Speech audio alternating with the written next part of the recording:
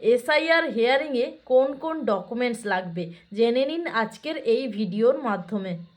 তো এখানে প্রথমে রয়েছে যে কোনো পরিচয়পত্র বা পেনশন পেমেন্ট অর্ডার যেটি কেন্দ্রীয় সরকার বা রাজ্য সরকার বা রাষ্ট্রায়ত্ত সংস্থার নিয়মিত কর্মী বা পেনশন প্রাপককে দেওয়া হয়েছে।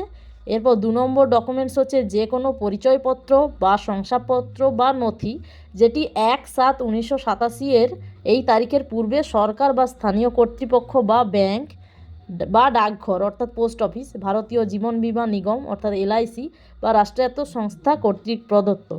এরপর 3 হচ্ছে উপযুক্ত কর্তৃপক্ষ কর্তৃক প্রদত্ত জন্মের শংসাপত্র অর্থাৎ পঞ্চায়েত থেকে যে শংসাপত্র দেওয়া হয় জন্মের বার্থ সার্টিফিকেট সেটে।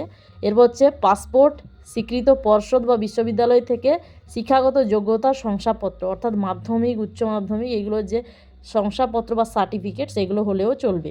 এরপর হচ্ছে রাজ্যের উপযুক্ত কর্তৃপক্ষ কর্তৃক প্রদত্ত স্থায়ী বাসস্থানের শংসাপত্র, বনভূমি অধিকার শংসাপত্র, উপযুক্ত কর্তৃপক্ষ কর্তৃক অন্যান্য অনগ্রসর সম্প্রদায় বা তপশিলি উপজাতি অর্থাৎ কাস্ট সার্টিফিকেট।